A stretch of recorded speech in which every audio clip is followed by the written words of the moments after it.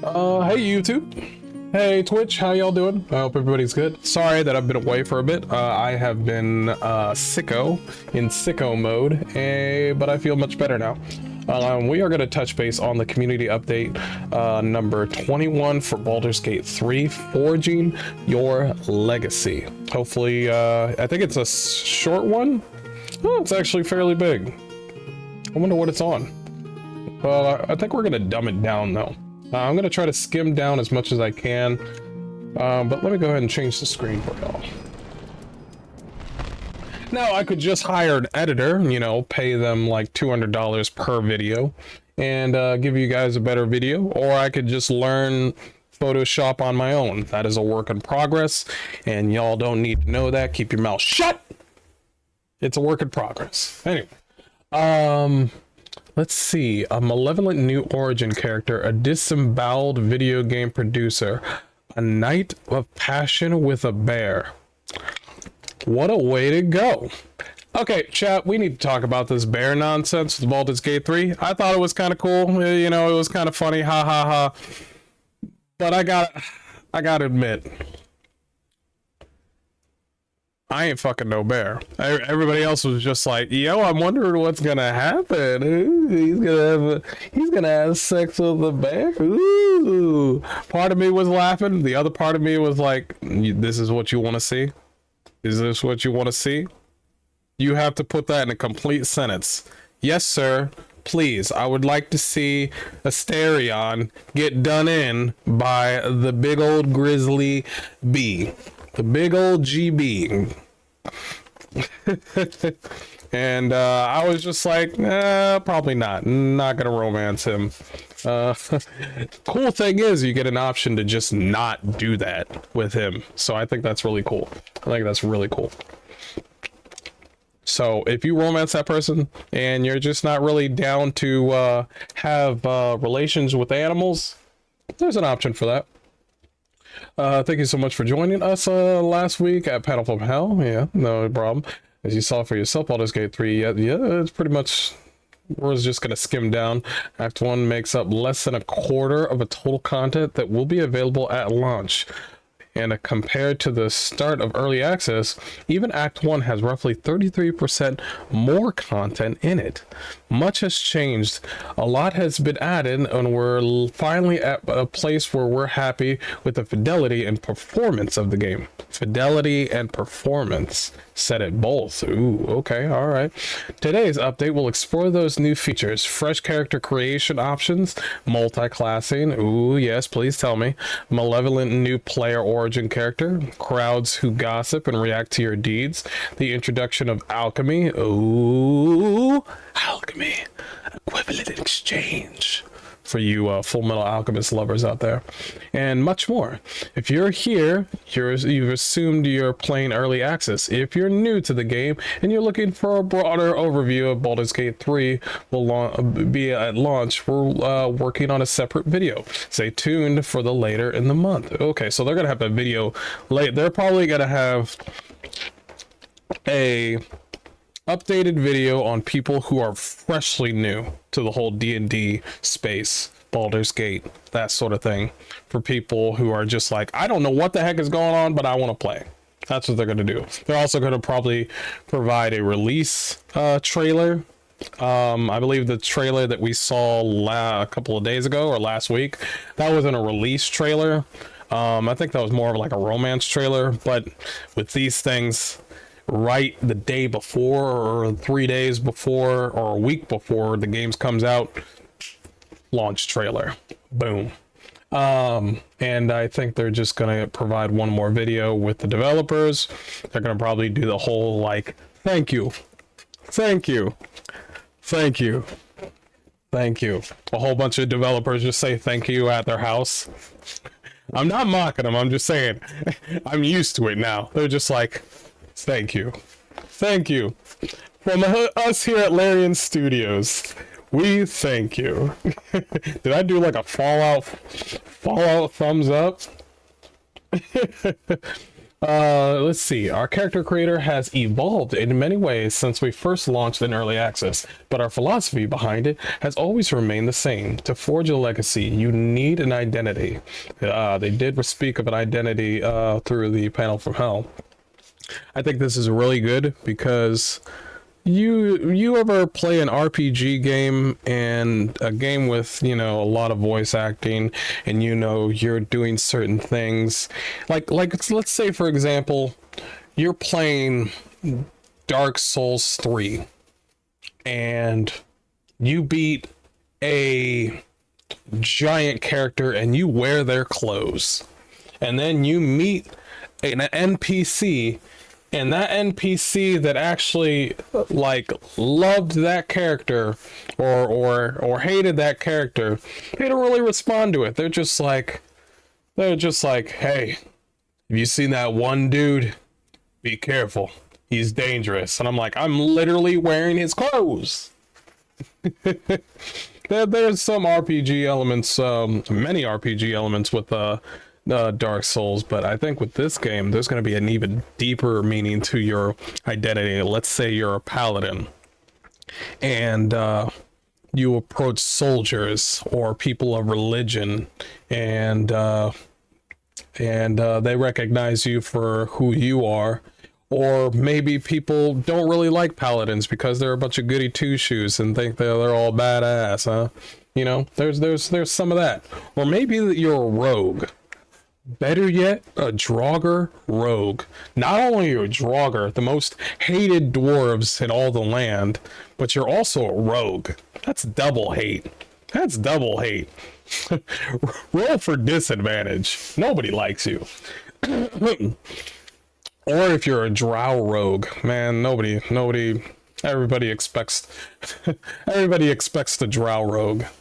But yeah, I think that identity thing is really, really cool, because I think that's highly needed in these sort of role-playing games. You want to go out there, you want to do certain things, do certain deeds, you want to be recognized for who you are and what you do and what you say and who you are. I think that's probably going to be the meat and potatoes of this game. The meat and potatoes. And that's going to be great for replayability. Like, you go into this game as a druid and motherfuckers are gonna be like, ah, yes, you live off the land, you care about plants and you know fauna and flora. That's great. And then other people are just like, hey, tree hugger. That's gonna be fun. It's gonna be fun.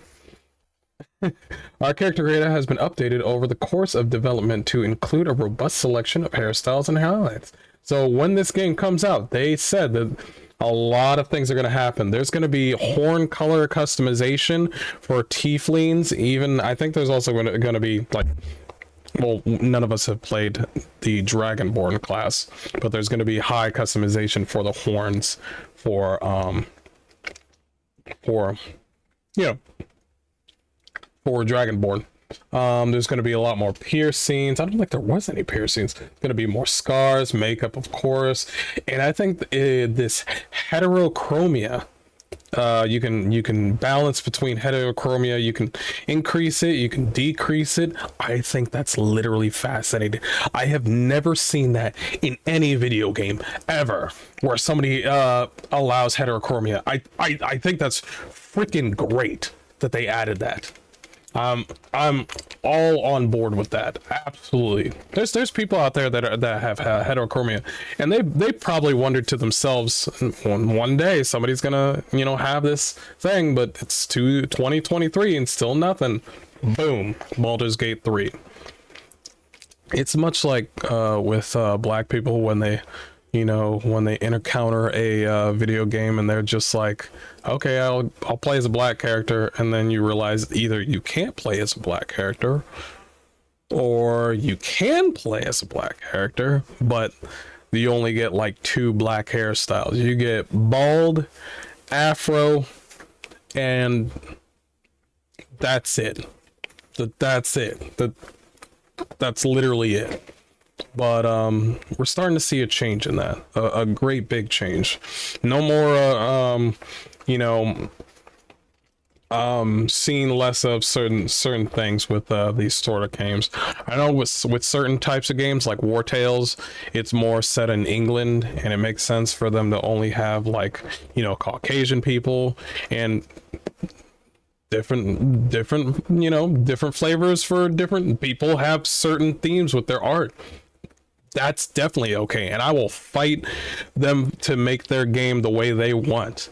He's like, I made a joke about that, where War Tales, it's a video game, tactical video game, where I made a joke where, okay, I can't be black, but I can be a horse in this game. But somebody took offense to it. But I let him know, it's like, hey man, I'm just joking. And he's like, hey, this is their art style, it is what it is. But yeah, I fight for anybody to do their sort of development with their game. If this is how their art style, then that's how it is. You want to stick with New England and just have white people, that's fine. When I played Witcher 3 and there was no black people, did I fucking fuss? No. All I cared about in Witcher 3 was doing Witcher things and sorcerer titties. Those are the only two things that I cared about. That's the only two things I cared about. Witcher stuff, getting paid to do Witcher stuff, and sorcerer titties. Those you got those? Witcher game. I don't know who said it in about Witcher 3, but somebody was like, "Where are the black people?" And I'm like, I don't care right now, bro. Where are the elven boobies? It's like, where are they at? And then the developers were like, "Oh, they're right here." And I'm like, all right, cool. 10 out of 10 game. Craft your destiny. Forge a bespoke class with multiclassing. So, multiclassing. If you're new to Baldur's Gate, it is going to be a bit hard. Because if I remember correctly, there is a level cap with these sort of things. I think it's between 12 or 15. I'm not sure. But there is a level cap. And you have to be very careful with how you set up multiclassing. You can multi-class whatever you want, and you can play story mode and still be badass. But if you play this game first time, or if you don't know anything about D&D and you want to try this on hard mode, you're going to have a really hard time trying to figure out what exactly is going on. How like, let's say you come into this game and you want to be a barbarian cleric. You want to do big damage and big heals. Cool. I'm going to let you know right now, that's a little weird. But you can do it. That's the thing. That's the beauty of an RPG. You can do it. It's going to be weird. And you're going to have a hard time on hardest difficulty, but you can do it. With this little picture, it looks like there seems to be a barbarian druid. So this is cool. It seems like they'll have animals speak, and it seems like they'll have a barbarian rage. So this actually might work. 4 levels on druid and 2 on barbarian. That is able to work. It seems like they might focus more on more of a magical barbarian, which is can happen. Whether you are an experimenter at heart who forges class hybrids through careful consideration, or you just can't decide between a warrior and a mage, we've excited to finally announce that multiclassing will be coming to Baldur's Gate 3. Multiclassing really changes the game, literally because it allows you to fully customize the theme of your character. It has both a roleplay and a practical function, leading to all sorts of chaotic combinations and experimentations. In order to allow all your wildest dream class combinations, we've removed ability score prerequisites, so there's no more need to get your charisma up to pesky 13 if you decide to make a soul pact with a playful archfey or dangerous fiend. You can multiclass into anything you roleplay and build Desire's demands. I think that's really cool for a little bit of more accessibility with people, because the last thing you want to do is go into this game not knowing what's going on, but you see multi-classing and you're just like, I want to be a barbarian and throw flowers everywhere like a druid. It's like, and then out of nowhere the game's just like, oh well, you don't have like intelligence up or something like that, or you don't have, you know, a certain ability score up, you can't really do it. You got to work on that. Really a bit of a barrier of entry for people on that one. But this game's just like, hey, have fun, be careful, but have fun. You can multi-class into anything you role play. Yep. You'll have freedom to build exact class that you want. That's really cool. Look at this right here. There's a barbarian orc mage right there. He's rocking out the barbarian armor. He's glowing purple and he's got a mage hat on. What does he do? I don't want to find out. You want to find out? I don't want to find out. Each level you'll have to the option of choose a different class to spend points on and begin building a bespoke multi-class character. Given the possibility combinations, we recommend you have previous experience as a D&D player to fully leverage this feature. But should you decide to eventually spread all your points into every class with no strategic reason whatsoever, there's naturally an achievement for that too. Probably the achievement is called, like, I have no idea what I'm doing. Respecking classes. See, this is the part that I want to know. How is this going to happen? Controversial? Maybe. But a person who never made a mistake, never tried anything new. I like that. I like that line. We want to facilitate your experiments with 12 classes, 46 subclasses, and now multi-classing. When it comes to your character build, both veterans and novices of D&D are sure to make a few mistakes along the way. We want to encourage you to try new things, find fun combinations, and ultimately discover the playstyle that suits you best as you adventure across the Sword Coast and beyond.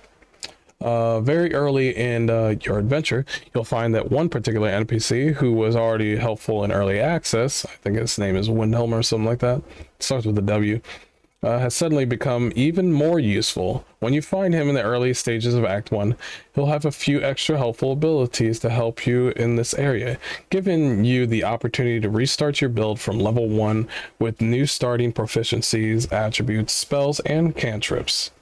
Mercenaries at your service. Recruit lethal assistance with hirelings. See, this is going to be really helpful for people who, let's just say your companions don't really like you and they want to leave. Well, here's hirelings. These seem to be well, we're about to find out exactly what these hirelings do. Let's just say, for example, you upset Lae'zel, you upset Shadowheart, you upset Will, you upset everyone. Well, here you can find some hirelings along the way in Baldur's Gate. They'll help you out. They don't care what you do along the way. You want to rob a lady, you want to run around naked in Baldur's Gate, you want to commit like you want to have relations with the bear, they will stay. You freaks. Anyway, well, what I want to create a party that is made up entirely of gigantic druid badgers. You hear loud and clear, community. Should you choose, you'll be able to create a custom party without any origins, opting instead to have hirelings join you on the road. Mercenaries can be hired to join your team temporarily. So these mercenaries will join you temporarily, I guess, depending on how many long rests you have. Choose, you'll be able to create a custom party without any origins. That's going to be really good for our community playthrough. Basically, we're going to do a community playthrough where we have 4 of you guys. I'll just pick I'll pick a role, you know, pick some people out of a hat, and I'll make your characters. I'll try to do the best I can with what I can, and I'll design your characters, see what we can do. In Baldur's Gate 3, there are 12 hirelings available for you to recruit, 1 for each class, so they're kind of set in stone with their classes. Each has their own name, visuals, and race, and can be respected at any time. Experience Baldur's Gate 3 new eyes as playable pre-authored origin character. So basically, I'm gonna cut this short. You can play as Asterion, you can play as Lae'zel, you can play as Gale, and you'll know way more about who you are as that character straight off the bat. So let's say you want to start the game as Gale, this really handsome wizard or wizard, and for some odd reason he's got some tattoo things going on over here, and he needs certain relics, very, very precious relics, to make sure that that tattoo doesn't turn into a swirling vortex of doom. So you'll be able to find out exactly what that is probably straight off the bat, because you are Gale himself. Now if you play as your own character, one that you created, you'll have to obviously build trust with that character and find out what exactly is going on, which I find it is more fascinating, but you can do whatever you want in this game. I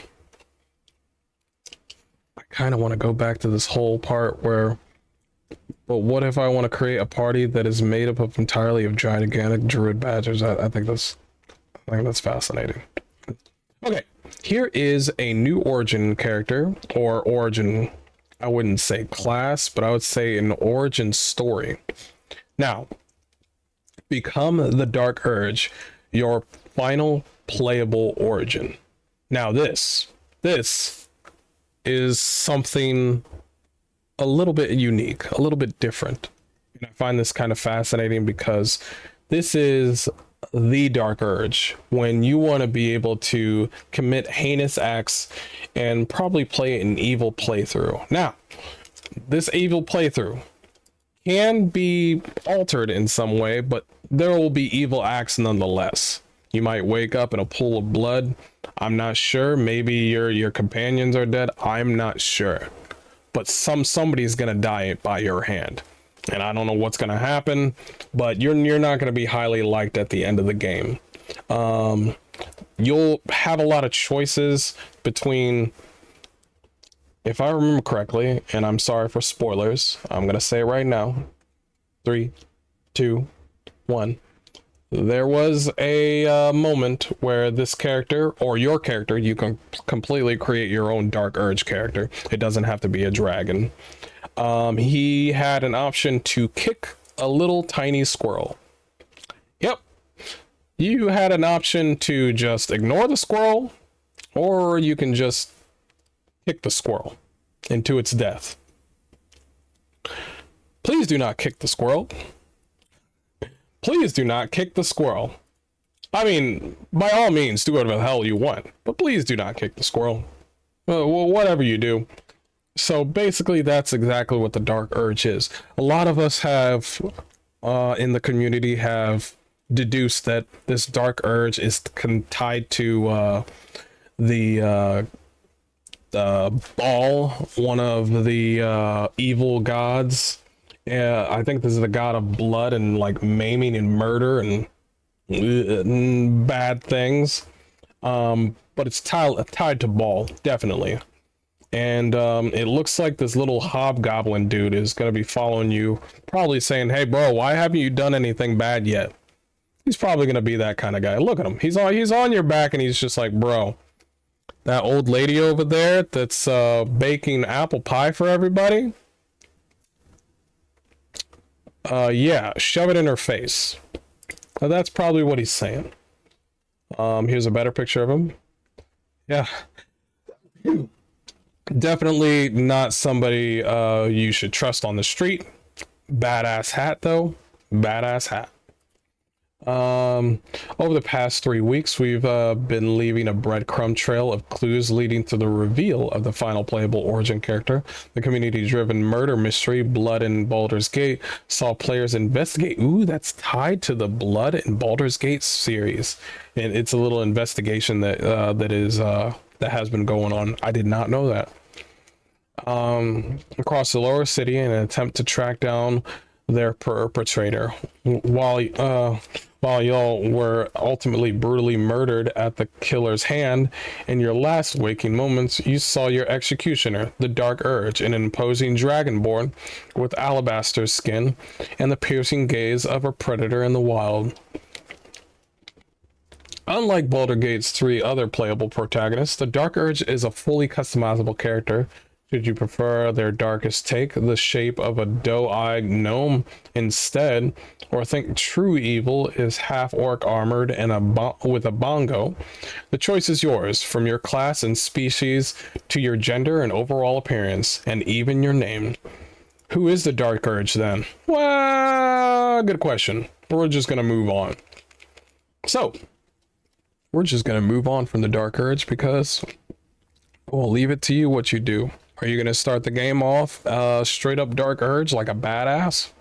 Or are you just gonna chicken out and be a straight up good boy straight off the bat? Yeah, that's right, I said it. That's right. That's right.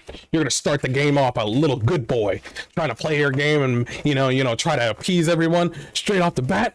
And then when you play the game a second time, if you're even gonna do that, even if you have the energy, but you're an adult, but you got things to do, once you play the game a second time, you're gonna try to do the Dark Urge, but you're gonna play the game again, just in a different class, and then you're not gonna choose the Dark Urge again. And you're just gonna romance somebody else, and then you're gonna chicken out on the Dark Urge again. It's like, oh, I don't want anything bad happening to my character. Okay, I'm just messing with you guys. I'm just messing. In Baldur's Gate, we wanted our romantic relationships to possess the same complexity and depth as many other part of our narrative. Every relationship you forge is different, reflecting the personality and personal arc of that character over the course of the game. Some may begin with a streamy, wild-shaped transformation. We don't need to talk about that. Others start casually and require more attention to foster a deeper connection. Relationships change over time, and neither you nor your partner will be the same person in Act 1 as you were by the game's end. That's kind of unique. This includes the relationship to your guardian, the character you create at the end, start game, who represents all that you desire. Interesting.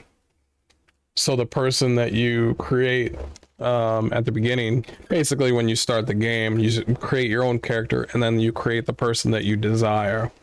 And that could play an effect. The Guardian has changed significantly since you first encountered them in your dreams throughout early access. We will find that out later. I'm going to skim through that. If you want to read it, go ahead. It's online. The path of intimacy also varies greatly for each relationship along the course of the game. A companion like Lae'zel, who exudes sexual energy at the beginning of a relationship, can take time to let her guard down, making the act of holding her hand all the more intimate. God, I love Lae'zel, but after seeing Karlach, now I'm conflicted. I'm over here just like Lae'zel. I don't need Shadowheart. Lae'zel's badass. And then Karlach came out of nowhere. Tiefling with a freaking demon engine coming out of her chest, just exuding like demonic flames with a heart of gold. Also, she thick. I don't know what else you need. What else you need? No, what? You want a cookie? What else you need in this guy? The relationship. You're good. You're set. It was important for us to portray sex as more than a trophy for complying with the companion's side quest line. In Baldur's Gate 3, you are encouraged to navigate your relationship, to argue with your partner, and challenge their way of thinking. I think this is really interesting because usually when they say, oh, they disapprove, and then Lae'zel is just like, I disapprove and I'm leaving, and that's that. I think it's a good idea that you can challenge and debate your relationship with them, and maybe it might blossom into something different. Maybe Lae'zel will be not so, chaotic in her ways of, let's just say Lae'zel, every time when she sees somebody who's in her way, she wants to chop their head off. Maybe you might change that. After all, if you just go along with whatever they want to do, you may find yourself sacrificed in an evil god sex rite, turned into a vampire, or worst of all, Warren's senior origin narrative designer, Baldarian Welch, you might even end up getting married. Never mind. Don't get in relationships, chat. Well, no, because you're gonna have to take care of the kid. Then you're gonna be married with Lae'zel. You're gonna have a whole bunch of little green kids running around, and Lae'zel's only gonna care about the kids. She's not gonna care about you. And then she's gonna wonder what happened to the fire relationship. And then she's gonna find some guy named Tyrone who appreciates her. And dang, this story took a weird turn. But anyway, from Cauldron to Vial, mastering the art of alchemy. This is interesting. So that's the screen for alchemy.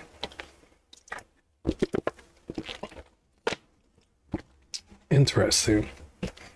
So it looks like you got some purple, some pink goop, and you got some, I don't know, some grimace juice right here. And it looks like you have some sort of black elixir.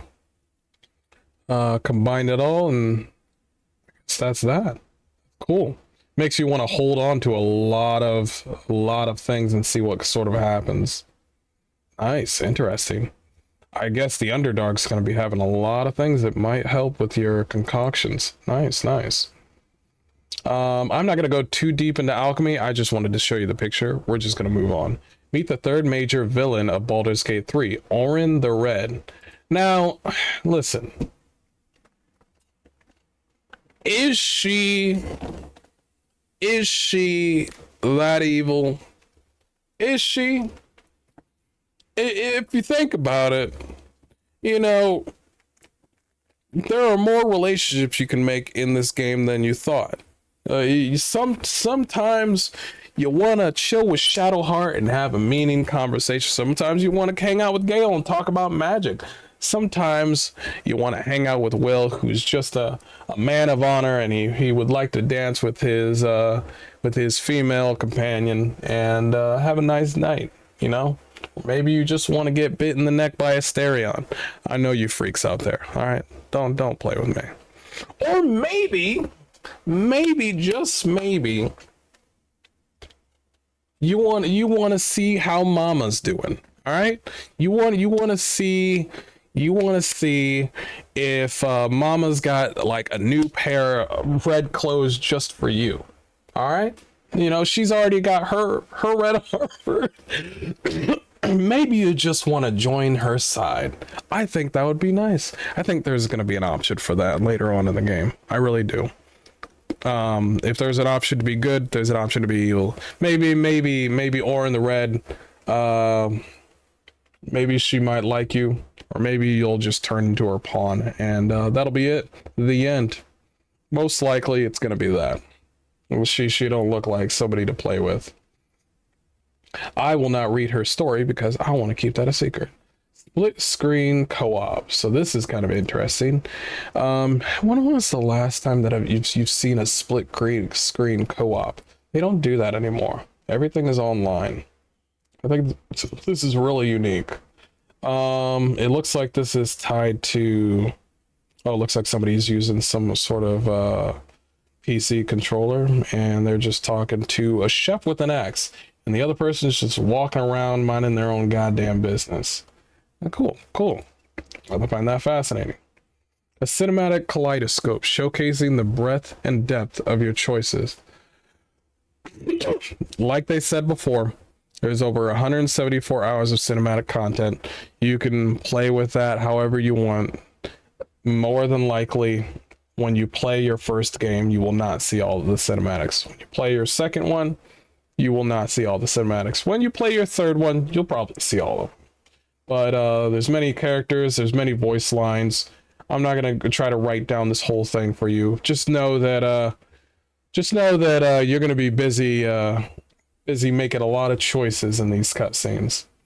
Whispers and headlines, the echoes of your deeds on the city's gossip mill. Now this I find really interesting. Upon reaching Baldur's Gate, your choices will begin to express themselves throughout the world in other ways. Crowds in the city will systematically gossip and talk about your escapades and failures, and can even be influenced through your directly modifying the paper and printing of the most favorable headlines. So basically, there is going to be a little paper boy outside, and they will have some information on the comings and goings of Baldur's Gate. So let's just say you helped out those people in early access in Act 1. You helped them get back to Baldur's Gate safely, and the druids are now, you know, doing what they wanted to do. They sealed their place off, and they're, you know, they're completely isolated from the world. Everybody's happy, yada yada. Thank you, hero. That'll probably be in the story. Now, let's say, for example, you just straight up murder everybody. The kind folk, the civilians, the kids, the druids, hell, the goblins too. Fuck them. That'll probably be a big headline. Extra, extra, read all about it. Crazy ass bitch. It killed everyone. And she's headed straight this way. Make sure you stay 50 feet away. Extra, extra. And then this kid just sees you. He's like, hey, miss, would you like a pay? Oh, God. Actually, that is actually what happened in the cutscene that you saw in Baldur's Gate, the Hell's panel. Basically, the character caused a lot of mischief with Act 1, and it carried over to Act 2, and the little paperboy was stuttering and really scared of their character. So I think that's really cool, because I'm pretty sure they would thank you, the kid would thank you as a hero if you did something good, but their character did something completely bad, and the paper completely changed, and the way the paperboy acted around you was completely different. He was stuttering with his voice, he was completely scared of you, he just wanted to give you the paper and then just leave in one piece. I think that's really cool. Don't worry, you can stream Baldur's Gate 3. That's cool. It's probably pertaining to cinematic nudity. Yep. And you can show generals. I mean, none of this is real, chat. I'm gonna, lo and behold, none of this is real. And I'm pretty sure the music is going to be amazing. Apparently, there is a road ahead of Baldur's Gate 3. I'm pretty sure once they lay down 1.0, there's going to be more ahead. We've updated our Steam page to better reflect the content of the game and bring the early access section up to date, as well as specifications on that page. We're recommending that players don't buy the early access version of the Baldur's Gate 3 with a view to play through the content partly because it's out of date, but mostly because we're so close to launch that you want to make it very clear that the saves in early access version will not transfer into the final game. So if you are playing early access right now and you've just collected all the loot and you're over here saying, I'm ready for Act 2, I'm ready for the full game. Stupid. That character that you made collect all that stuff is gone. Congratulations, you played yourself. Make a new character and enjoy. Still though, when you play when you play the full game and you play Act 1, like they said in the beginning, there's going to be 33% new stuff for Act 1. You'll see a lot of similarities with Act 1 that you've already played in early access, but when you play the game, you know, you'll see some new stuff with Act 1. For you people that are playing this game fresh and new, you are gonna have so much fun. You don't know what it was like when this was early access 0.0002. You don't know what it was like. All right, it's the difference is A and 0 when it came to early access 1 and early access now. Okay, it's completely different. So I hope you have a wonderful time. PC Digital Deluxe Edition does not include a 72-hour head start, which would have essentially made the game's release date July 31st, shifting the release date, and thus communication around the Digital Deluxe editions across PS5 and PC came with a few complexities that we didn't manage to communicate very well. So we thought it best to clarify it here. Given that a 72-hour head start on PC wouldn't have been plausible, but isn't it wild? Our PC launch is just a few weeks away. Baldur's Gate 3 is set to release on PC on August 3rd, so there's no need for an early access thing. Followed by its PlayStation 5 release just a few weeks later on September 6th. If you pre-ordered the Deluxe Edition for PS5. For those of you who have been with us throughout the early access, we want to thank you for all your support over the years. One of the reasons we choose to release Baldur's Gate 3 in early access is because it would give us an opportunity to listen to your feedback. It's been 6 years in the making, folks. 6 years. I went through 3 jobs, okay? 6 years. I went through 3 jobs. 3 horrible jobs. All right? And we're finally here. Let's see. And we also want to send out a very special thank you to everyone who's been sending us hyper-realistic Halcyon fan. Okay, we're done. We don't need to see the Halcyon fan art. All right, guys, we're done with this video. Thank you so much. No bears were harmed in the making of this video. Just want to let you know. Thank you so much for joining me on this update. I think we'll come back with another Baldur's Gate, a news little thing when it comes back with our next community update. We'll have a little bit of laughs and I'll give you some information. I'll try to you know, give you guys a good time, and yeah, it should be fun. Right now we're gonna go back to Cyberpunk. I want to play this game until the end so we can get ready for Phantom Liberty. Hey, maybe I'll give you guys some news feed on Phantom Liberty, because that is another game that we're about to play. Also some Starfield. Yes, do I want to do news on Starfield after they just told me it's 30 frames? I think I'm good. Anyway, guys, y'all have a good day, and yep, see you later.